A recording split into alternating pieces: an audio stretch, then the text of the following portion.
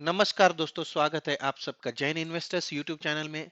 दोस्तों, आज हम एक ऐसी कंपनी का स्टॉक देखने वाले हैं जो अगली टाटा एलेक्सी बनने के कगार पर है और पूरा दम रखती है। दोस्तों, इस कंपनी के स्टॉक ने बीते एक साल में भले ही अपने शेयर होल्डर्स को एवरेज रिटर्न दिया है, पर पिछले सिर्फ 2 हफ्तों में इस शेयर की कीमतों में 10% से भी ज्यादा अब जा चुका है। वो भी तब जब सारे आईटी के स्टॉक्स जो है वो लगभग डाउन जा रहे हैं या फिर डरे हुए हैं दोस्तों, और मार्केट काफी वोलाटाइल है। पिछले 3 महीनों में इसने 17% का रिटर्न दिया है। वही लिस्टिंग के बाद की अगर बात कर ले, जहां पर इसकी लिस्टिंग जुलाई 2020 में हुई थी, लगभग 2 से 2.25 साल पहले, तो तब से अब तक इस शेयर ने लगभग 3154% की बढ़ोतरी दिखाई है अपने शेयर होल्डर्स के पैसों में। मतलब लगभग 32 गुना कर दिया है अपने शेयर होल्डर्स के पैसों को, और ये 13 रुपए की लेवल से अब 423 की लेवल पर जा चुका है दोस्तों।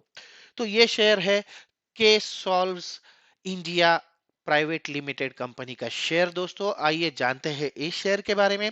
पिछले कुछ महीनों से चल रही बिकवाली और ओवरऑल निगेटिव मार्केट सेंटिमेंट्स का, साथ ही फेडरल रिजर्व के जो भी कड़े कदम है उनका इस शेयर पर काफी असर देखने को मिला है।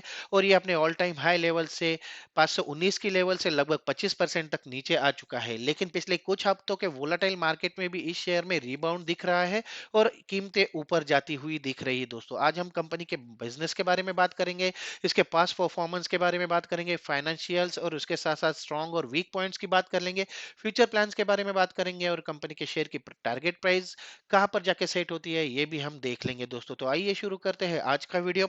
सबसे पहले नजर डाल लेते हैं कंपनी के बिजनेस ओवरव्यू पर। अगर आप देख पा रहे हो तो 350 से ज्यादा इंप्लॉइज है कंपनी के। कंपनी हाई एंड कस्टमाइजेशन के साथ साथ डाइवर्स इंडस्ट्रीज में एक्सपर्टीज है और कॉम्पिटिटिव प्राइस भी ऑफर करती है। इसके साथ साथ नेस्कॉम और सीएमएमआई लेवल 3 सर्टिफिकेशन कंपनी को प्राप्त है, और round the clock customer support के साथ साथ ये cutting edge solutions, artificial intelligence solutions भी प्रोवाइड करती है। कंपनी की शुरुआत जो हुई थी वो 2012 में हुई थी दोस्तों, और ये software development, enterprise solutions, consulting और रियल इस्टेट, ई कॉमर्स, वित्त यानी फाइनेंस, दूरसंचार और हेल्थ केयर आदि जैसे क्षेत्रों में कंपनियों को आईटी सॉल्यूशंस प्रोवाइड करती हुई देखी गई है दोस्तों। कंपनी का सॉफ्टवेयर सिस्टम और समाधान यानी सॉल्यूशन का डिजाइन, विकास और रख रखाव, यानी कि कंपनी सॉफ्टवेयर सिस्टम और सॉल्यूशंस का डिजाइन करती है, उनको डेवलप करती है और उनको मेंटेन भी करती है, उनका मेंटेनेंस भी करती है दोस्तों। साथ ही नए एप्लीकेशन बनाती है और मौजूदा सॉफ्टवेयर उत्पादों की कार्यक्षमता को बढ़ाती भी है।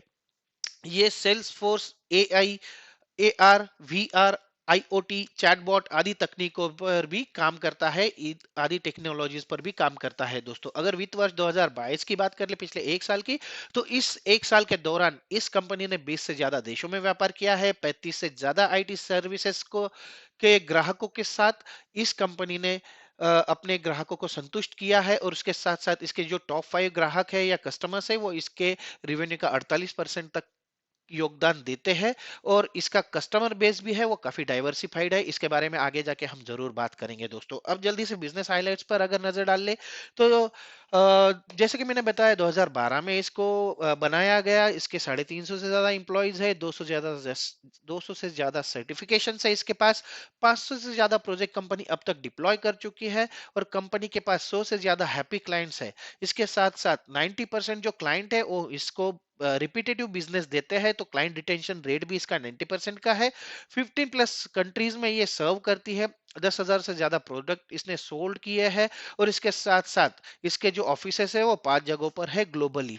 इसके बाद अगर बिजनेस वर्टिकल्स की बात कर ले दोस्तों, तो कंपनी काफी सारे वर्टिकल्स में यहाँ पर सर्विसेज प्रोवाइड करती है। जैसे जावा वर्टिकल है, डेटा साइंस वर्टिकल है, वेब एंड मोबाइल डेवलपमेंट का एक वर्टिकल है कंपनी का। इसके साथ साथ सेल्स फोर्स, डेवऑप्स और बिग डाटा वर्टिकल्स में भी कंपनी अपनी सेवाएं प्रदान करती है या फिर अपनी सर्विसेज प्रदान करती है। और इन्हीं सर्विसेज पर अगर एक नजर डाल ले दोस्तों, तो जैसे कि आप देख पा रहे हो, सेल्स फोर्स है, मशीन लर्निंग है, आर्टिफिशियल इंटेलिजेंस है, जावा स्क्रिप्ट है, पेनिटेशन टेस्टिंग जैसी सॉफ्टवेयर सेवाएं कंपनी प्रदान करती है। और ऑड्रू app, Magento app, Salesforce app और अन्य आईओएस और एंड्रॉइड ऐप का डेवलपमेंट भी करती है दोस्तों। कंपनी का big data division Apache NiFi, Spark, Kafka और कैसेंड्रा जैसी सर्विसेज प्रोवाइड करती है दोस्तों। अगर आईटी का कोई जानकार हो तो वो देख के ये पता कर जाएगा कि कंपनी का फ्यूचर कितना ब्राइट है, क्योंकि देखिए यहाँ पर सारी नई नई तकनीकें उपलब्ध है कंपनी के एक्सपर्टीज में, जैसे Salesforce, AI, machine learning, serverless architecture, ये एक नया है, काफी नई चीज है आईटी में भी, ये DevOps big data, Apache Cassandra. तो ये सारी जो टेक्नोलॉजीज है ये काफी फ्यूचर ओरिएंटेड है दोस्तों। अगर इसमें कंपनीज के एक्सपर्टीज है तो फ्यूचर के हिसाब से कंपनी में काफी दम है दोस्तों, ये मैं आपके साथ हाईलाइट करना चाहूंगा। इसके बाद कंपनी के क्लाइंट बेस पर अगर नजर डाल ले तो ऑन पॉइंट ग्रुप जैसा ग्रुप कंपनी के पास लॉजिस्टिक्स और सेल्सफोर्स मोबिलिटी की सेवाएं लेता है। शेयर मिस्टर है, नाइट ब्रॉडबैंड है, क्यूट यति है, काउंट अबाउट, इकोजेनियो, हार्डी, एलटीआई, परसिस्टेंट, निम्बल दीज। उसके बाद स्मार्ट इवा और बिग फोर अकाउंटिंग फर्म भी कंपनी से सर्विसेज लेती है। प्राइवेट बैंकिंग कंपनीज भी कंपनी से सर्विसेज लेती है दोस्तों। अगर इसके बाद कंपनी के बिजनेस पार्टनर्स की बात कर ले तो कंपनी के बिजनेस पार्टनर अगर देखें दोस्तों तो इसमें सेल्स फोर्स, एडोबी, ओडू, उसके साथ साथ Drupal association supporting partner programme और रेड हैट जैसी बड़ी बड़ी कंपनियां शामिल है। इसके बाद जल्दी से मैं नजर डालूंगा कंपनी के टारगेट इंडस्ट्रीज पर। अगर देखें तो telecom, health care, e commerce, ERP, entertainment, retail, information technology, material handling, manufacturing, fintech, लगभग सारे के सारे सेक्टर्स पे या फिर इंडस्ट्रीज को कंपनी सॉल्यूशंस प्रोवाइड करती है, अपने एप्स प्रोवाइड करती है दोस्तों। और इसके बाद अगर जल्दी से कंपनी के ग्लोबल प्रेजेंस पर नजर डाल ले तो जैसा कि मैंने पहले ही बताया कि कंपनी यूएस में भी है और इंडिया में भी है। तो सैन जोस यूएसए में कंपनी का एक ऑफिस है और इंडिया में इसके 3 ऑफिस है, पुणे में, नोएडा में और इंदौर में। तो काफी अच्छा ग्लोबल प्रेजेंस है। साथ ही 20 से ज्यादा कंट्रियों को कंपनी सर्विसेज प्रोवाइड करती है, तो ग्लोबल प्रेजेंस के मामले में कंपनी की अच्छी पहुंच यहाँ पर देखी जा सकती है दोस्तों। चलिए जल्दी से मुड़ते हैं और फाइनेंशियल नंबर्स पर एक बार नजर डाल लेते हैं, लेकिन आगे बढ़ने से पहले दोस्तों अगर आपको मेरे वीडियोस पसंद आ रहे हैं तो इन्हें लाइक जरूर कीजिए, और अगर अभी तक आपने मेरा चैनल सब्सक्राइब नहीं किया है तो इसे सब्सक्राइब जरूर कर लीजिए। साथ ही बेल का आइकॉन प्रेस करके ऑल का ऑप्शन सिलेक्ट कर लीजिए, क्योंकि ऐसी ही नई नई जानकारी, नए नए शेयर्स के बारे में मैं आपके साथ शेयर करने वाला हूं जो आपके हेल्प कर सकती है एक नया मल्टीबैगर चुनने में और फिर आपकी इन्वेस्टमेंट स्ट्रेटेजी डिसाइड करने में। तो चलिए मुड़ते हैं वीडियो की ओर और जल्दी से नजर डाल लेते हैं कंपनी के फाइनेंशियल ओवरव्यू पर। अगर फाइनेंशियल ओवरव्यू की बात कर ले दोस्तों तो यहाँ पर मैं आपको हाईलाइट करना चाहूंगा कि मार्केट कैपिटलाइजेशन कंपनी का 502 करोड़ रुपए है। तो ये स्मॉल कैप कंपनी है, बहुत लार्ज कैप तो नहीं है, लेकिन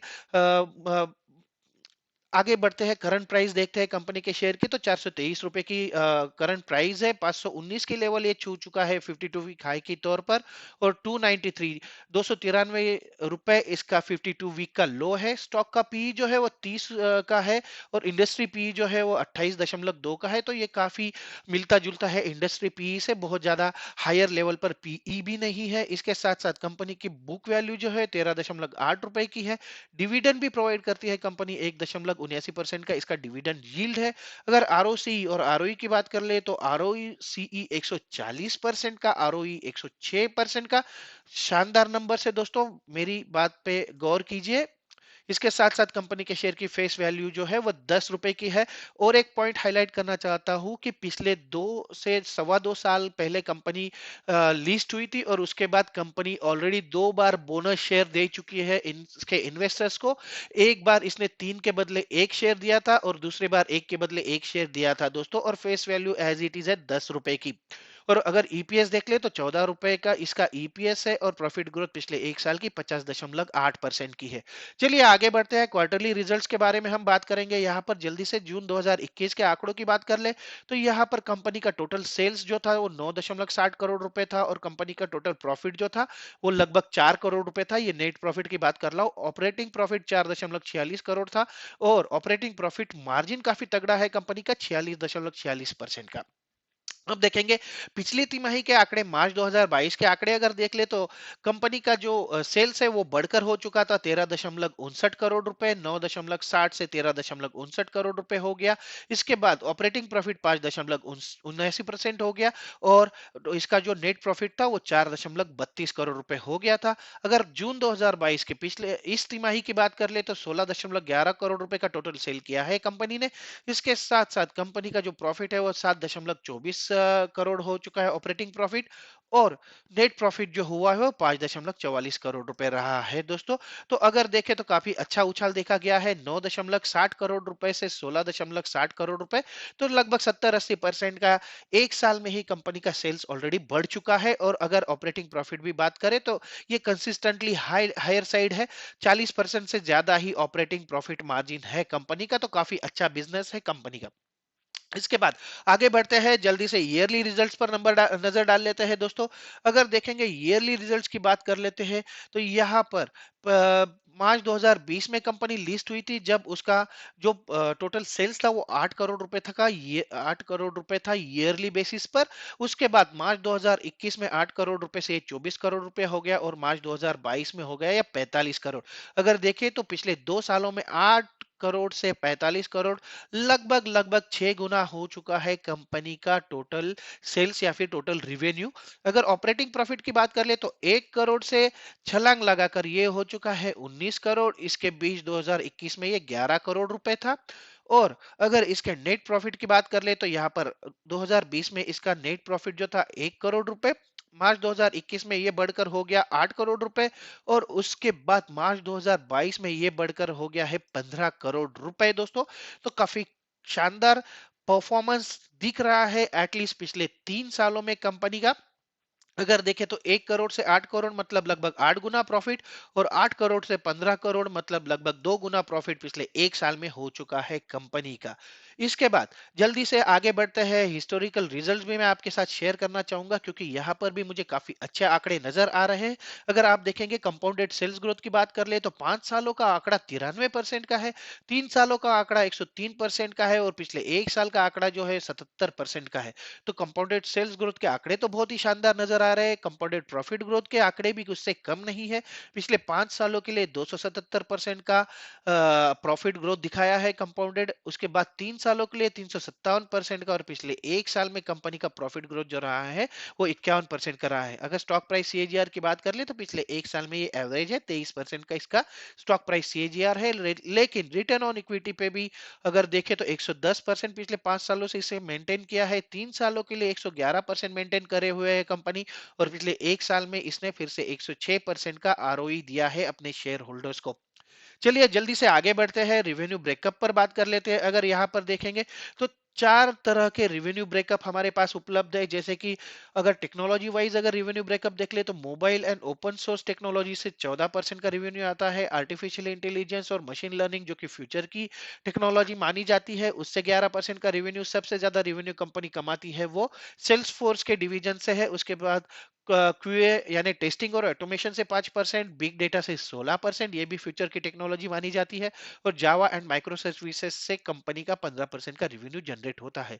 अगर ज्योग्राफी के हिसाब से देखें तो सबसे ज्यादा कंट्रीब्यूशन है नॉर्थ अमेरिका यानी कि यूएसए से 60% का कंट्रीब्यूशन करती है। उसके बाद इंडिया का contribution 26%, rest of the world 3%, Australia 2%, और यूरोप से कंपनी का 9% का रिवेन्यू जनरेट होता है दोस्तों। अगर इंडस्ट्री वाइज अगर देख ले तो सबसे बड़ा अगर पार्ट देखे तो आईटी एंड सर्विसेज में कंपनी जो सर्विसेज प्रोवाइड करती है उससे सबसे ज्यादा रिवेन्यू जनरेट होता है। उसके बाद नंबर आता है टेलीकॉम एंड मीडिया का, जहां 17% का रिवेन्यू जनरेट करती है। हेल्थ केयर डिवीजन और लाइफ साइंस से 5% का, एड्यूटेक जो कि एक नई चीज आई है आजकल मार्केट में, एड्यूटेक से 10% का रिवेन्यू, ई गवर्नेंस से 13% का revenue, retail and e commerce से 2%, बैंकिंग एंड फाइनेंशियल से 3%, और उसके साथ साथ मैन्युफैक्चरिंग से 9% का रिवेन्यू जनरेट करती है, और लॉजिस्टिक्स भी है कंपनी का। तो, उस सर्विसेज से भी कंपनी 8% का रिवेन्यू जनरेट करती है। अगर इसके बिजनेस यूनिट्स के हिसाब से देखें तो दो बिजनेस यूनिट्स है, जिसमें आईटी सर्विसेज से 94% का रिवेन्यू जनरेट होता है, और आईटी प्रोडक्ट से 6% का रिवेन्यू जनरेट करती है ये कंपनी। तो अब हमने देख लिया इसका रिवेन्यू जनरेशन। इसके साथ अब देखते हैं कि कंपनी के की फैक्टर्स। कौन से ऐसे फैक्टर्स है जो कंपनी के शेयर की प्राइस आगे ले जाने को, उसको अप ले जाने के काम करने वाली है, क्योंकि यही वो फैक्टर्स है जो कंपनी के फ्यूचर या फिर कंपनी के शेयर की फ्यूचर प्राइस डिसाइड करती है। तो जल्दी से इन पर भी एक नजर डाल लेते हैं दोस्तों। अगर सबसे पहले देखें तो कंपनी की सब्सिडरीज कौन सी है। इसमें सबसे पहला नाम आता है कार्तिक सॉल्यूशंस प्राइवेट लिमिटेड का, जो आईटी और आईटी सक्षम सेवाएं प्रदान करने में लगी हुई है, जिसमें mobile application development, web solution, e commerce solutions और क्लाउड सॉल्यूशंस भी शामिल है। तो ये कंपनी कंप्लीटली पूर्ण स्वामित्व वाली कंपनी है के सॉल्स की। और दूसरी जो सब्सिडरी है कंपनी, जिसको उसने पिछले साल ही, पिछले वित्त वर्ष में ही अधिग्रहण किया था, तो कंपनी ने के सॉल्स एलएलसी यूएसए की कुल पूंजी के 100% के बराबर शेयरों का अधिग्रहण किया। परिणाम स्वरूप केसॉल्स एलएलसी यूएसए 11 जून 2021 से कंपनी की पूर्ण स्वामित्व वाली सहायक कंपनी बन गई है दोस्तों।